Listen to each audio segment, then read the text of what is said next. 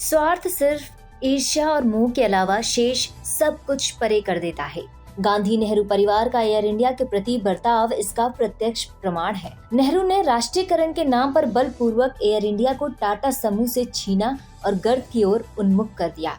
उस समय टाटा के नेतृत्व में महाराजा न सिर्फ देश में बल्कि विदेश में भी अपनी उत्कृष्टता के झंडे गाड़ रहा था। साल 1980 में सत्ता में वापस आने के बाद इंदिरा गांधी ने जेआरडी टाटा को एयरलाइन के बोर्ड में नियुक्त तो किया, पर अध्यक्ष नहीं बनाया।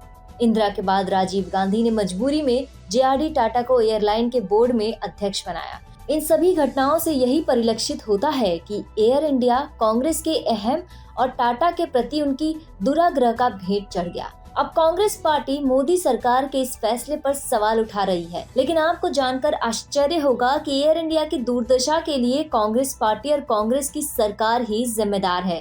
कांग्रेस ने इसे अपनी निजी कमाई का जरिया बना दिया था।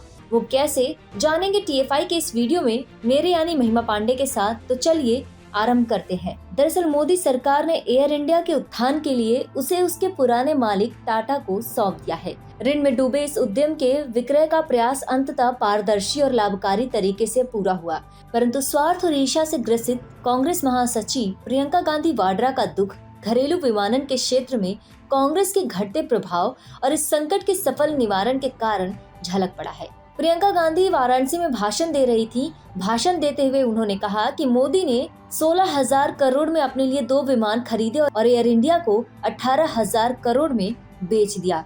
सुनने में ये बात बहुत अच्छी और तार्किक लगती है, परंतु यह हास्यास्पद कथन जनता को मूर्ख बनाने और मोदी सरकार द्वारा विमानन क्षेत्र में कांग्रेस के टूटते वर्चस्व के प्रति प्रियंका के क्रोध का प्रकटीकरण है। किसी और से अपना भाषण लिखवाने का क्या परिणाम होता है, यह हम प्रियंका गांधी के कथनों से समझ सकते हैं। प्रियंका के ज्ञान के लिए उन्हें बता दें कि मोदी सरकार द्वारा 16,000 करोड़ में जिन 2 विमानों के खरीद की बात की जा रही है, वो सौदा यूपीए सरकार के दौरान ही किया गया था। प्रियंका को यह भी समझाना चाहिए कि विमान भारत के प्रधानमंत्री के लिए खरीदा गया है, मोदी के लिए नहीं। नरेंद्र मोदी के बाद आने वाले प्रधानमंत्री भी उससे यात्रा करेंगे। इससे इतर प्रियंका गांधी को विक्रय और विनिवेश में अंतर समझना चाहिए। कांग्रेस ने एयर इंडिया को 70,000 करोड़ का ऋण दिया था। इसके बावजूद मोदी सरकार ने उसे 18,000 करोड़ रुपए में एक दक्ष और अनुभवी उद्यम को सौंप दिया। प्रियंका गांधी वाड्रा को शायद ये बातें समझ में नहीं आती। उनके दुख का वास्तविक कारण तो ये है कि कांग्रेस अब ना तो एयर इंडिया का दोहन कर सकती है और ना ही उस पर अपना वर्चस्व स्थापित कर सकती है। एयर इंडिया की ऐसी दुर्दशा के लिए कांग्रेस पार्टी ही जिम्मेदार है। दरअसल मनमोहन सरकार में एनसीपी के कोटे से मंत्री रहे प्रफुल्ल पटेल के माध्यम से कांग्रेस ने एयर इंडिया को अपने निजी कमाई का जरिया बना लिया था। इस मामले ने तब तूल पकड़ा जब कथित तौर पर गिरफ्तार दलाल दीपक तलवार ने कांग्रेस और प्रफुल्ल पटेल का कच्चा चिट्ठा खोलकर रख दिया। ईडी को इस संबंध में ईमेल भी प्राप्त हुआ। ईडी ने अदालत को बताया था कि एयर इंडिया के लाभ देने वाले मार्ग और समय को कतर एयरवेज, अमीरात एंड एयर अरेबिया समेत विदेशी एयरलाइनों को ही दे दिया गया।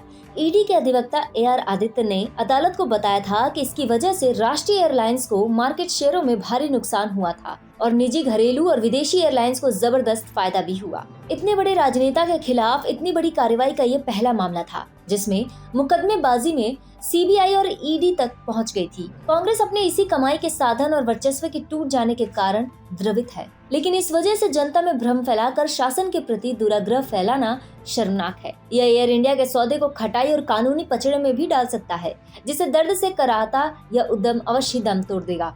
कांग्रेस आला कमान को अपनी इस हरकत पर शर्मिंदा होना चाहिए, अन्यथा प्रियंका गांधी की बातों को कोई जिम्मेदारी से नहीं लेगा।